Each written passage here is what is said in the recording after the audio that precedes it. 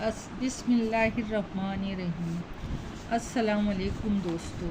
कहानी सुनहरे धोखे का चौथा हिस्सा है पेश खिदमत है।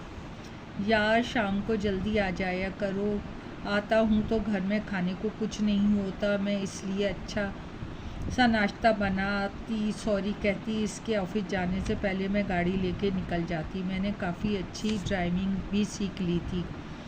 इसी बात पे रोज़ाना अकरम चिक चिक करने लगा। एक दिन बड़े प्यार से मैंने इसके गले में हाथ डाल के कह दिया, अकरम हम किसी मासी का इंतज़ाम कर लेते हैं, फिर हम दोनों की परेशानी ख़त्म हो जाएगी। अकरम ने गहरा सांस लिया और बोला, ठीक है मैं देखता हूँ कोई काम करने वाली, तुम रिलैक्स हो जाओ। मैं खुशी से झूम उठी। अकरम के बाजू से अलग होकर बोली, तुम कितने अच्छे हो, ये तो मैंने ख्वाबों में भी नहीं सोचा था। चलो आज शहर के सबसे बड़े होटल में लंच करते हैं। मैंने अपने घर की तरफ भी जाना छोड़ दिया था क्योंकि वहाँ की गलियों से घिन आने लगी थी। अम्मी अक्सर फ़ोन करती थीं, बेटी तेरे बाबूजी बहुत याद करते हैं, इतने महीने हो गए, अपनी शक्ल भी दिखा जा। आऊँगी अम्मी, अब देखो ना ऑफ़िस की ज़िम्मेदारी, घर की ज़िम्मेदारी, ऊपर से शौहर की खिदमत। बेटी ये तो कोई इतनी बड़ी बात नहीं, ये सब औरतें करती हैं, ये थोड़ी है कि घर वालों को ही छोड़ दे। मैं झुंझला के कहती, अच्छा अम्मी कल शाम इंशाल्लाह ज़रूर आऊँगी। एक तो ये अम्मी भी दिमाग ख़राब कर देती हैं। एक दिन सुबह ऑफिस पहुंची तो खुशी की खबर मेरी मुंतज़िर थी। मेरी कारकर्दगी देखते हुए रावल साहब ने मेरी प्रमोशन कर दी थी और सब ट्रीट के मुंतज़िर थे। मेरे स्टाफ के बंदों ने खूब हल्ला गुल्ला किया। अकरम के चेहरे से साफ लग रहा था कि वो मेरी प्रमोशन से खुश नहीं है, खासा चुप था। एक सुबह ऑफिस जाने के टाइम अकरम बड़े प्यार से नाश्ता करते हुए बोला, शानी मैंने मासी का इंतज़ाम कर लिया है, कल इतवार है, दोपहर तक आएगी, मैं घर में हूँ या ना हूँ तुम डील कर लेना। मैं खुशी से अकरम से लिपट गई। Thank you so much, I love you, पर तुम कितना ख्याल करते हो, मेरे हर बुरे वक्त में मुझे बचाते हो। ओके अब चल रहे हैं ऑफिस। अरे हाँ तुम अपनी गाड़ी से जाओगी और मैं अपनी गाड़ी से, तुम्हारा ऑर्डर तो मुझसे भी बढ़ गया है, चलो चलते हैं, देर हो जाएगी। मैं हैरत से अकरम का रवैया जांच रही थी मगर समझ में कुछ नहीं आ रहा था। पर्स और चाबी उठा के अकरम के पीछे चल दी। अकरम अपनी गाड़ी लेके जा चुका था। ऑफिस में भी कश्मकश में मुब्तला रही। मैं खुद ही नॉर्मल हो गई। जो भी हो मैं अकरम की प्यार मोहब्बत से काबू कर लूँगी। मुझे मोहब्बत और ओहदे पर काफ़ी गुरूर आ गया था। आज इतवार का दिन था। अगर सुबह नाश्ता करके कहीं काम से निकल गया, मैंने नाश्ते के बर्तन सिंक में रखे और जब डोरबेल बजी, जब 2-3 दफ़ा बेल बजी तो फिर जाके मैंने दरवाज़ा खोला। सामने लंबी सी दुबली पतली बिलोरी आंखें वाली लड़की खड़ी थी।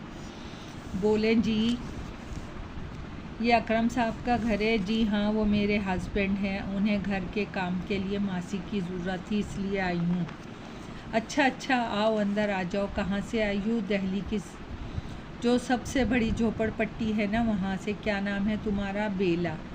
इससे पहले कहीं काम किया है? विक्रम साहब के दोस्त के घर का काम करती हूँ, इनके दोस्त ने ही भेजा है।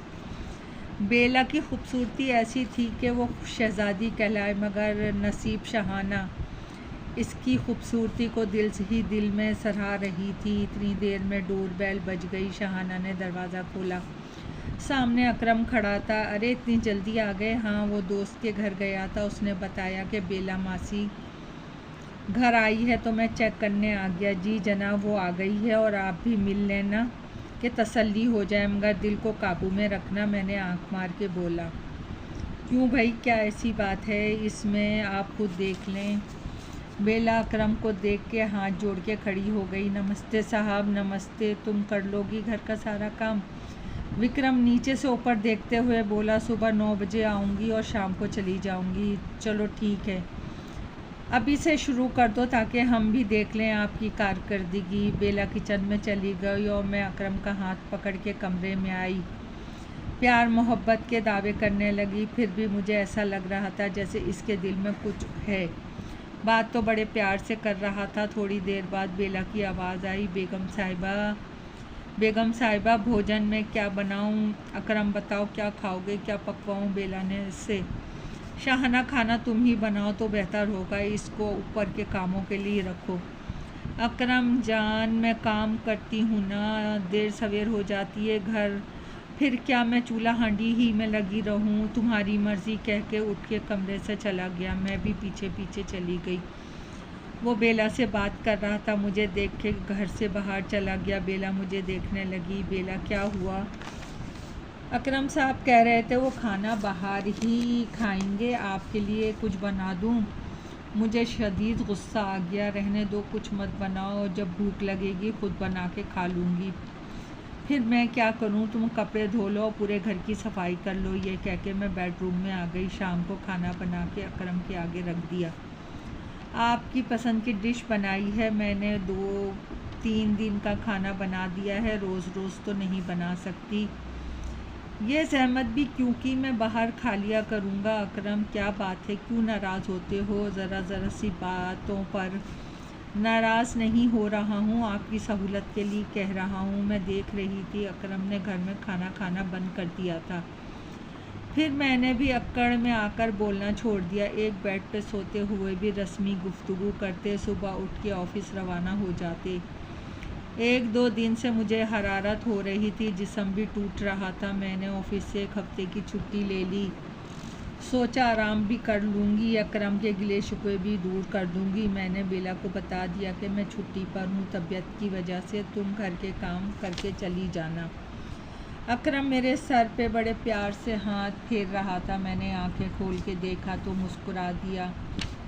तबीयत ज़्यादा ख़राब है तो डॉक्टर के पास चलो, मैं गाड़ी निकाल रहा हूँ। मैं खुशी से झूमती हुई उठ बैठी। आज अकरम की मोहब्बत व यगानगी देखकर दिल बाग बाग हो रहा था। डॉक्टर ने दिमागी कमज़ोरी बताई, 1 हफ्ते आराम करने का मशवरा दिया। अकरम ने घर आके अपने हाथों से खाना खिलाया, फिर दूध के साथ टैबलेट खिला के सुला दिया। आँख खुली तो दिन के 12 बज रहे थे। उफ़ल्ला, मैं इतनी बेखबर सोई, अकरम के जाने का पता भी नहीं चला। मैं उठ के रूम से बाहर आ गई। बेला किचन में लगी हुई थी, मुझे देख के मुस्कुराई, मैं भी मुस्कुरा दी। बेगम साहिबा नाश्ते में क्या लेंगी? ब्रेड मक्खन अंडा बना दो। मैं नाश्ता करके वापस कमरे में आई तो फिर नींद आने लगी। मैं दोबारा सो गई। अब रोज़ का यही मामूल हो गया था। शाहाना, तुम्हारी तबीयत ठीक नहीं है, तुम छुट्टी की दरख्वास्त दोबारा दे दो ताकि मैं और अच्छे तरीके से इलाज करवा सकूं। हाँ, मैं भी यही सोच रही हूँ। ये लो दरख्वास्त लिख दो। अकरम ये बगौर मेरी तरफ देख रहा था। तुमसे नहीं लिखी जा रही, लाओ मैं लिख देता हूँ, साइन कर देना। अकरम ने दरख्वास्त लिख के साइन करवा लिए। मैंने 1 महीने की दरख्वास्त लिखी है।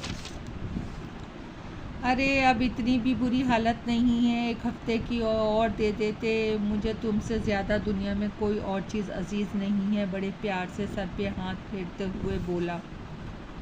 दोस्तों, कहानी अभी जारी है। पसंद आए तो लाइक और सब्सक्राइब कीजिएगा। आपकी दुआओं की तलबगार।